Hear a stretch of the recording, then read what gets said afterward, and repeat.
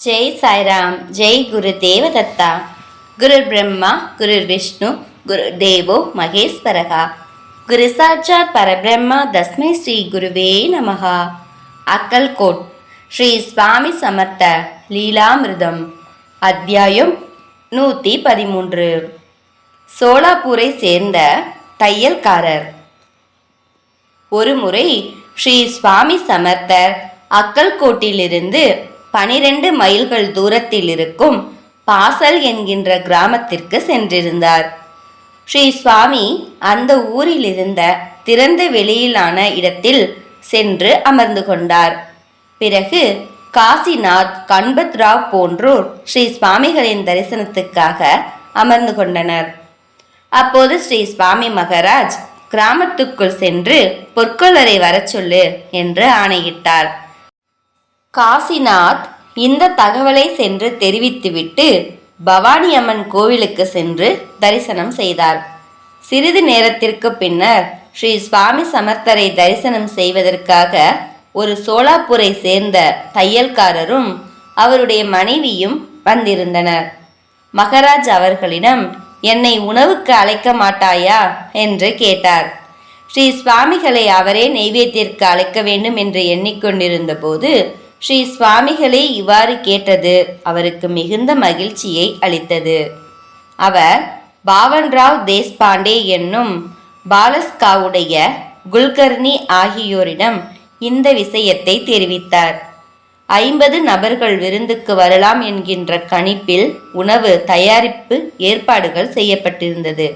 விருந்து நடைபெற்ற நாளன்று அமாவாசை என்பதால் சோலாப்பூரில் பக்தர்கள் கூட்டம் மிகுதியாக இருந்தது.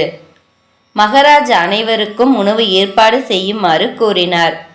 கண்பத்ராவ் ஜோஷி தரிசனம் செய்துவிட்டு கிளம்ப முற்பட்ட போது ஸ்ரீ சுவாமிகள் அவரை பார்த்து, ஏ தடியா, வீட்டுக்கு போ என்று கூறினார். உணவு தயார் செய்யப்பட்டவுடன் ஸ்ரீ சுவாமிகளுக்கு அபிஷேகம் செய்வித்து சோடச உபசாரங்கள் செய்த பின்னர் தட்டில் உணவு பரிமாறப்பட்டது. வந்திருந்த அனைவருக்கும் உணவளிக்குமாறு ஸ்ரீ சுவாமிகள் ஆணையிட்டார். அனைவரும் வரிசையாக நின்று கொண்டு காத்திருந்தனர். 50 நபர்களுக்கு தயாரிக்கப்பட்ட உணவு 500 நபர்களுக்கு அளிக்கப்பட்டது. அனைவருக்கும் உணவு அளிக்கப்பட்ட பின்னர் தையல்காரரும் அவருடைய குழந்தைகளும் திருப்தியாக உண்டனர். தையல்காரர் பிசாசின் தொந்தரவினால் தவித்து கொண்டிருந்தார். அப்போது அனைவரும் அங்கு அமர்ந்து கொண்டிருந்த போது பிசாசு தையல்காரரின் உடலில் தோன்றியது. அது தன் ஆட்டத்தை தொடங்கியது. ஓவென கதறி அழுதது.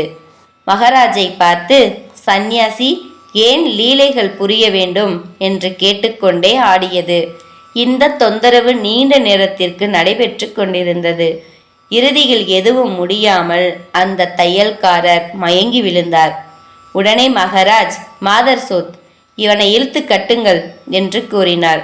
பின்னர் அவன் ஸ்ரீ சுவாமிகளிடம் மண்டியிட்டு மன்னிப்பு கேட்டுக்கொண்டு, எனக்கு பெற்றோர்கள் இல்லை, தயவு செய்து என்னை மன்னித்து வழிகாட்டி அருளுங்கள் சுவாமி என்று கதறினான்.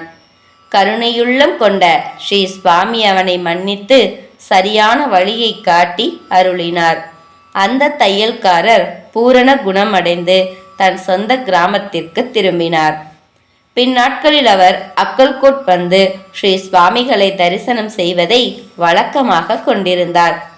குருவின் நிழலில் வாழும் பக்தர்களின் வாழ்க்கையில் ஒரு நிகழ்ச்சி ஏன் நடைபெறுகிறது என்பதை தொடக்கத்தில் புரிந்து கொள்ள முடியாவிட்டாலும் இறுதியில் குரு தன் அற்புதமான லீலைகள் மூலம் அதை விளக்கிவிடுவார்.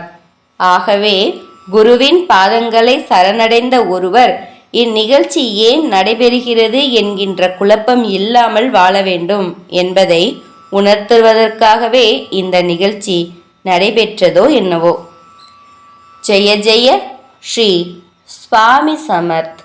ஜெய் சாய்ராம். ஜெய் குருதேவ தத்தா. அனந்த கோடி பிரம்மாண்ட நாயக ராஜாதிராஜ யோகிராஜ परब्रह्म श्री स्वामी समर्थ महाराज की जय।